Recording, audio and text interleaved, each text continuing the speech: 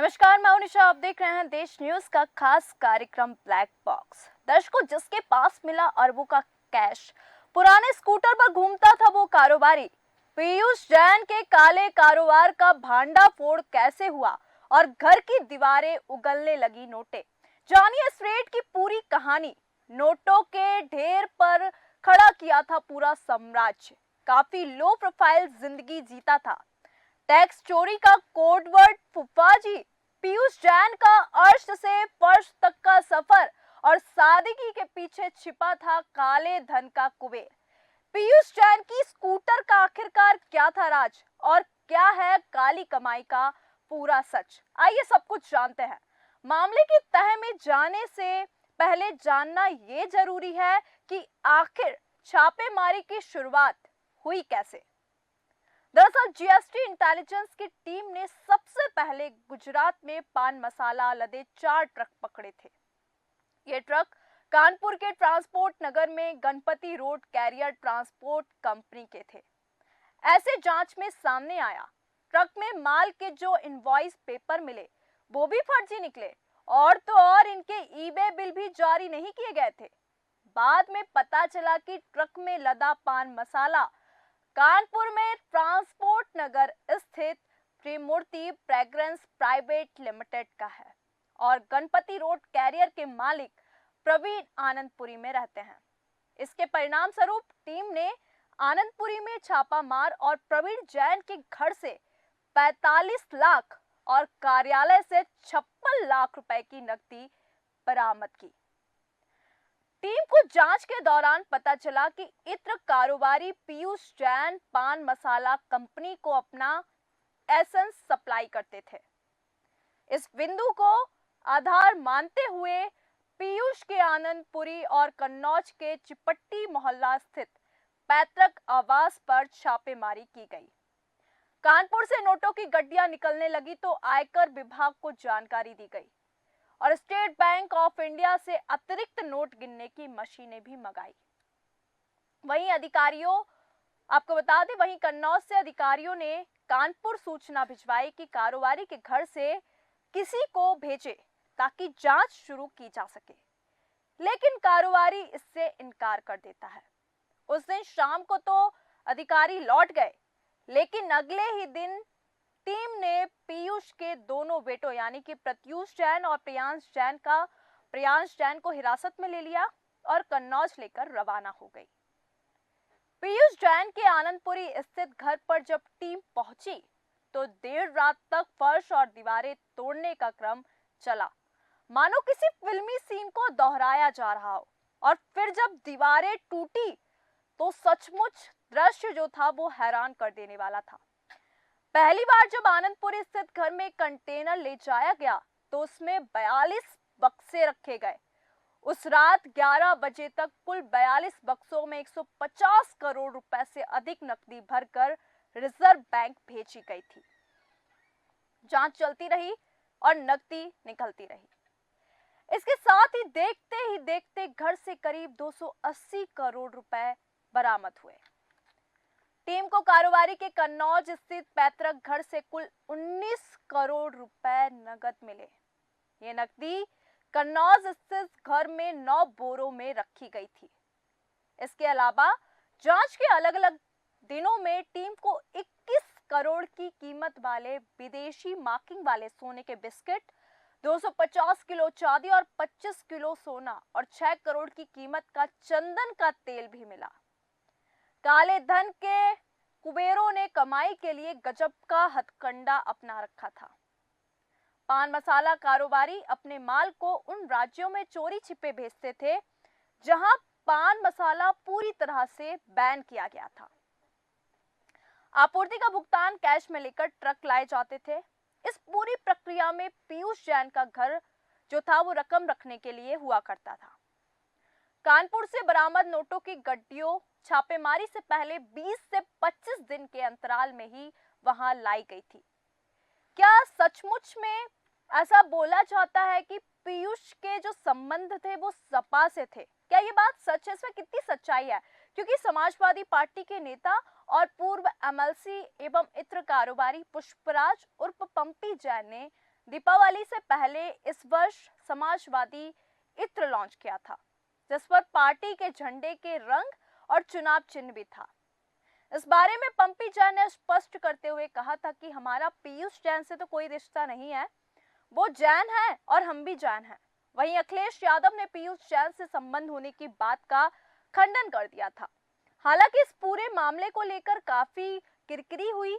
पीयूष के बाद ये भी फंसे, और वो कौन कौन फंसे हम आपको बता दें, क्योंकि कन्नौज के होली मोहल्ला में रहने वाले संदीप मिश्रा और रानू के आवास से कुछ ही कदम दूर उनका इत्र का कारखाना है। जीएसटी इंटेलिजेंस की टीम उनके आवास और कारखाने में पहुंचती है। 1 घंटे बाद संदीप मिश्रा के पहुंचने पर टीम ने उनसे भी पूछताछ की थी।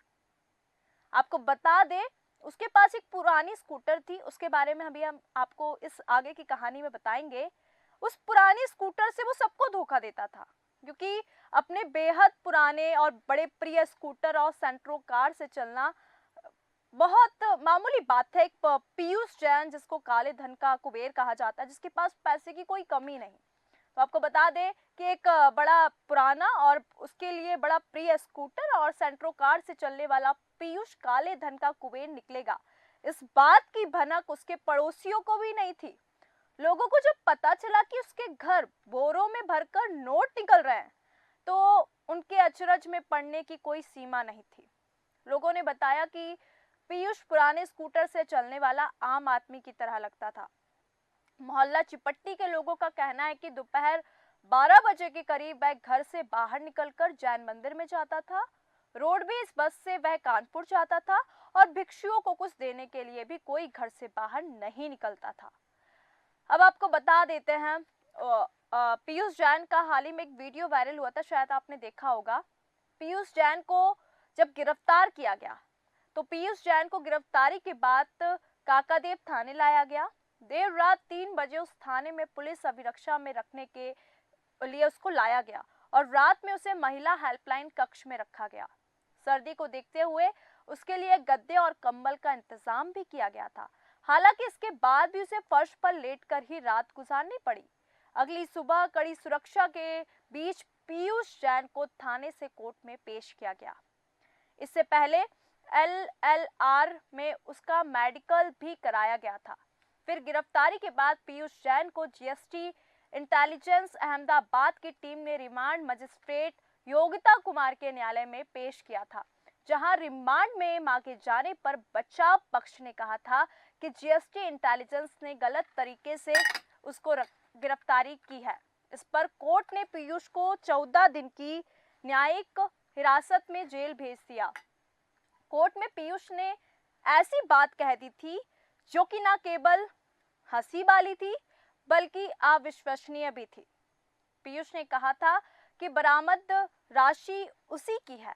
उसने कोर्ट में टैक्स चोरी के लिए जाने की बात को कबूल किया, लेकिन उसकी मांग थी कि 52 करोड़ टैक्स काटकर उसका बाकी रुपया उसको वापस किया जाए।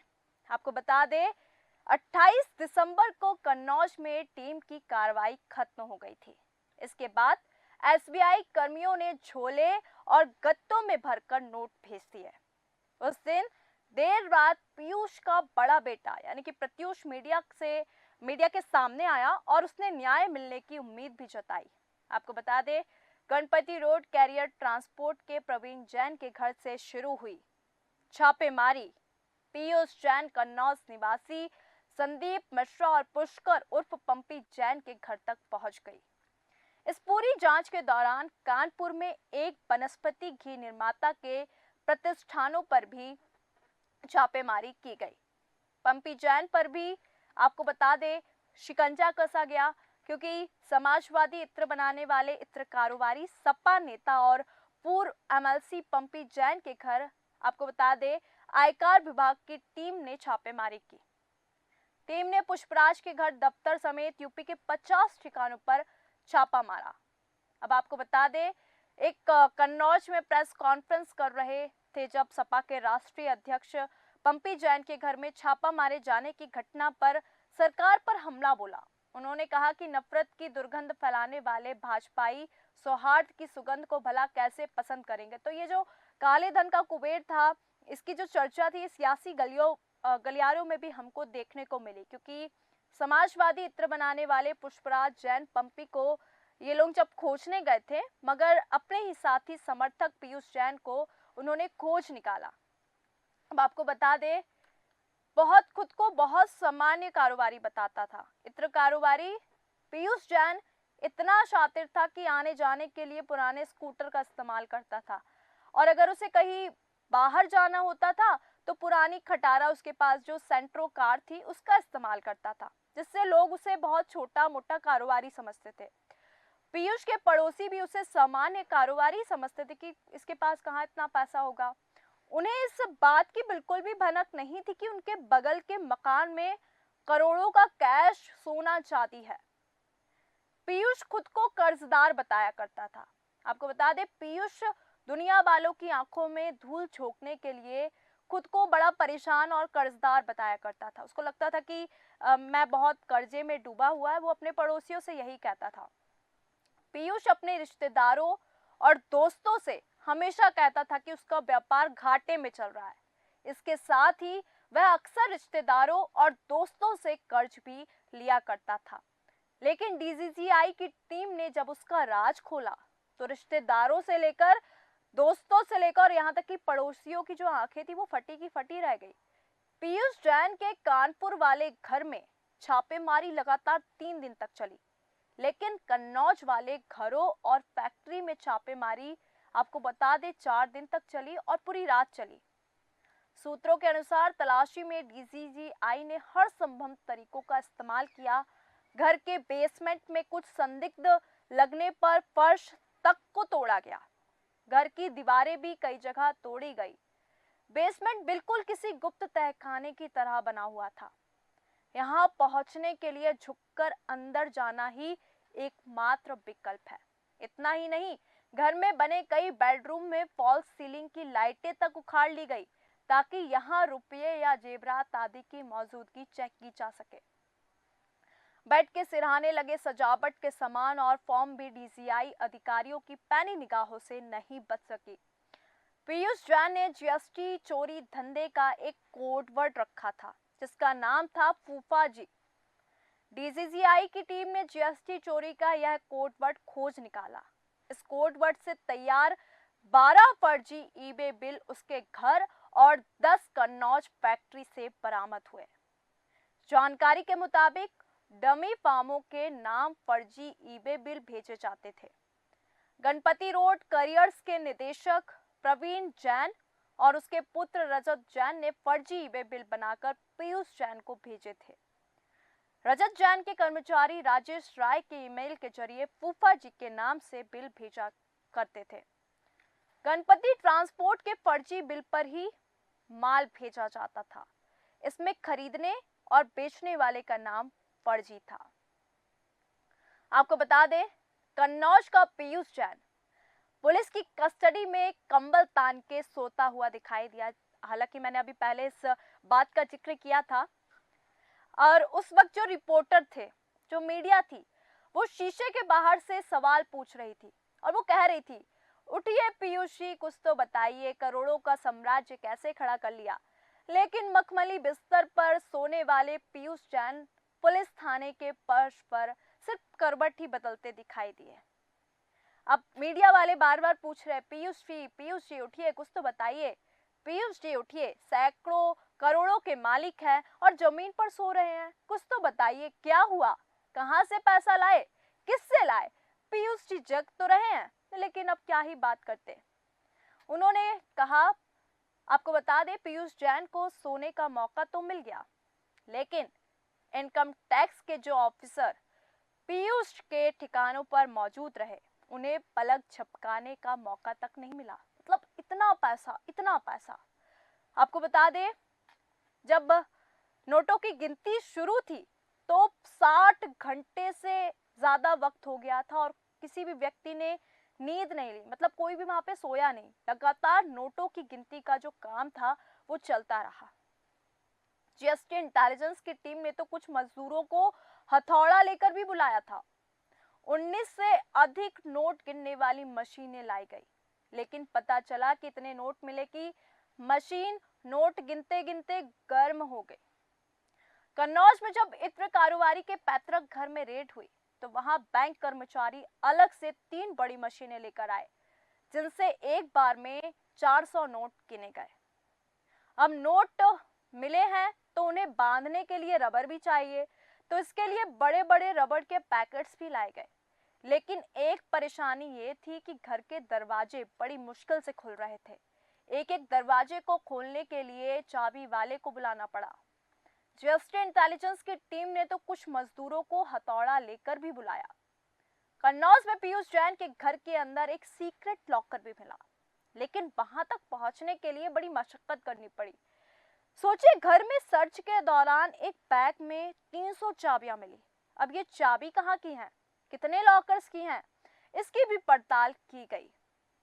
एक एक चाबी हर दरवाजे पर लगाकर देखी गई। चाबी लगती गई और धन कुबेर के काले राज खुलते गए। जानकारी मिली कि 21 बक्सों में कैश था, 109 ताले लगे थे, 15-20 अलमारी कैश से पटी हुई थी, कई ड्रम चंदन ऑयल मिले। इसकी कीमत भी करोड़ों में है। जहां फिंगरप्रिंट लॉक लगा था, वहां कटर के जरिए गेट काटकर एंट्री की गई। वैसे कन्नौज के जिस घर के बारे में सब लोग जानना चाहते हैं, उसकी झलक आपको बता दें। कैद हुई है, जो आप देख भी सकते हैं, और घर के अंदर की बनावट देखकर अंदाजा हो जाएगा कि ये इत्र के कारोबार के नाम पर अकूत संपत्ति जमा करने के इरादे से बनाया गया था। पता ये चला कि पीयूष जैन ने कन्नौज के चिपट्टी मोहल्ले में आसपास के 2 मकानों को खरीदकर एक बड़ा बंगला बनवाया। अब कुछ लोगों को तो ये भी कहना है कि जिस 700 वर्ग गज का घर बनवाया जा रहा था, तब इसके लिए जयपुर से स्पेशल कारीगर बुलवाया गया।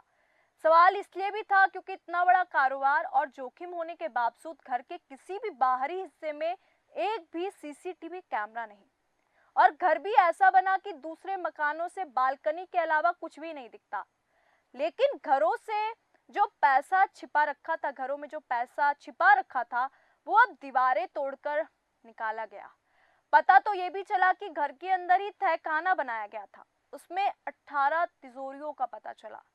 इसके साथ ही संपत्ति की इतनी फाइल मिली कि सब देखते ही रह गए।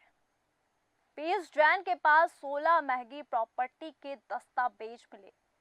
जानकारी के मुताबिक पीयूष जैन 40 कंपनियों का मालिक है।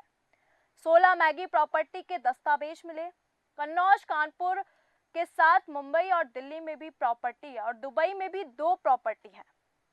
वैसे इनकम टैक्स और जीएसटी के अलावा अब जो ईडी है वो बहुत एक्टिव हो गई थी, और ईडी की लखनऊ यूनिट पीयूष जैन से घर से बहुत सारी जो संपत्ति मिली है उसकी जांच भी की गई।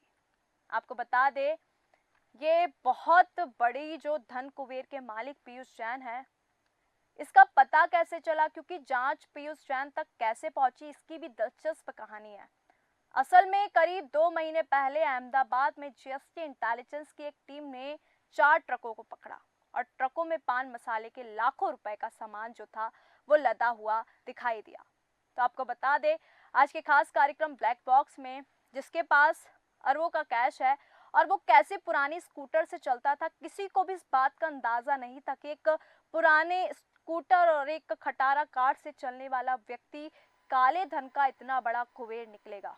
पीयूष जैन के काले कारोबार का जो भांडाफोड़ वो कैसे हुआ और घर की दीवारों से कैसे नोटें उगलने लगे, रेड की ये पूरी कहानी आज हमने आपके साथ साझा की। तो दर्शकों, ब्लैक बॉक्स की खास कार्यक्रम में फिलहाल इतना ही। मुझे दीजिए इजाजत। नमस्कार।